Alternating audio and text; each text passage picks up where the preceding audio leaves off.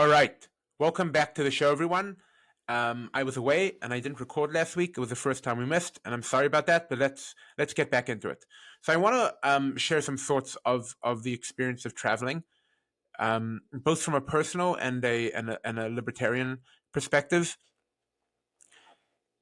It's truly an amazing thing that you are able to, travel across the country in a car. Um,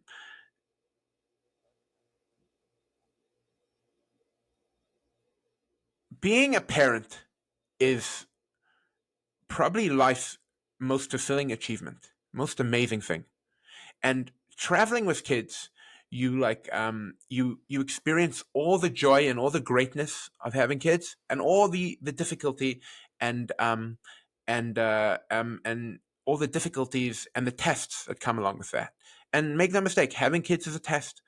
Most of raising children is coming to see your own flaws and try your best not to pass those on to your kids, um, and trying to make yourself a better person, to be a better parent, to be a better leader.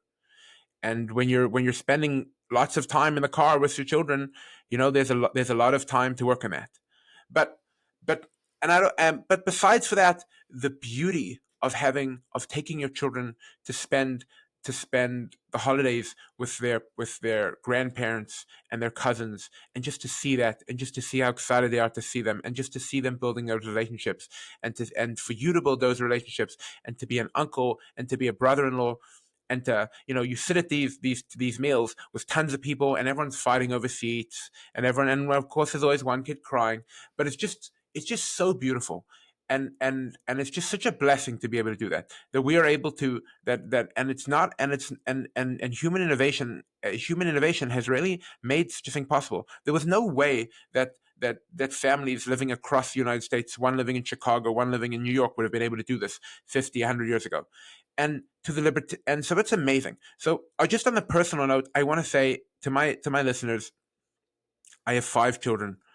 I love them dearly. Have children. People that if you don't have children, you are making the biggest mistake of your life. The reason why the Talmud says somebody that doesn't have children is like they're dead, is because you are throwing away the greatest experience of life and the greatest opportunity to become a good person. And um and uh, and I and I and I implore, especially in a world where we live, where we don't value the family. I say turn away from that. Have family and have children. You'll be it is the only way. You'll be more fulfilled for it. Now, just on the economic standpoint, there's like there's a miracle going on over here. Just think about the roads, just miles and miles of roads. Who built that? And for a few $100s, I'm able to drive my car across the country. There's places to get snacks, there's places to get gas. It's safe, it's well maintained. It's a miracle. And just to watch all the commerce taking place. And people always like to hate on driving. um it's just an amazing efficient way of getting around, and hopefully we can do better. But for people to constantly complaining about all the emissions, you're missing the point.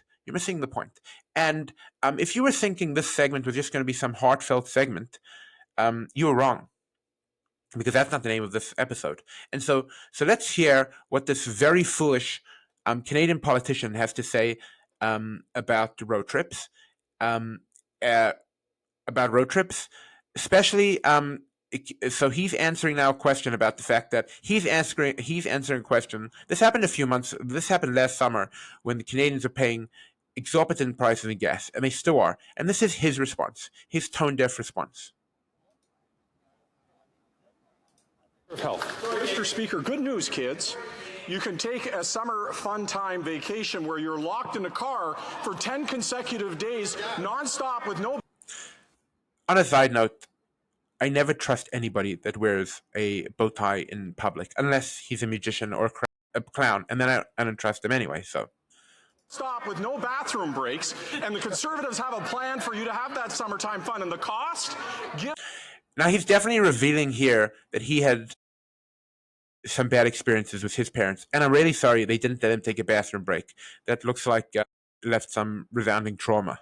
Give up the future of the planet, right? Don't worry, kids, about climate change. Don't worry about taking action on the planet. Enjoy your 10 hours in the car and let the planet burn. Now, this condescending fool gave us a great insight into the anti-human attitude of these politicians. This condescending idiot is telling everyone they don't have to spend time in the car, they don't need to go in a car, they can just go somewhere else. So they just do some other vacation.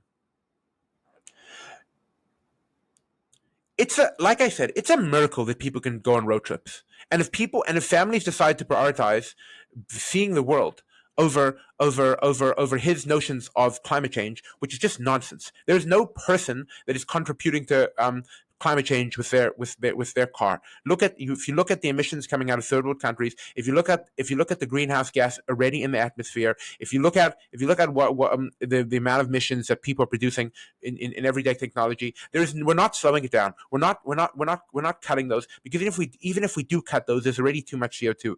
Either we're going to find some technological solution for carbon capture, or we're just going to get on with it. Or we're just going to have to deal with whatever comes. And it's probably exaggerated. I would read Bjorn Lomborg's books on the topic. But just this condescending attitude of, oh, you don't need to go anywhere. You could just spend your vacation doing something else. No, families make choices. My family made a choice to go see their cousins, to build those relationships, to go spend time with their aunts and uncles, and they're not interested in being talked down to by a politician who clearly doesn't know who clearly doesn't understand families, who clearly doesn't understand the value of travel, and who clearly doesn't know how to dress. All right, let's get into the show.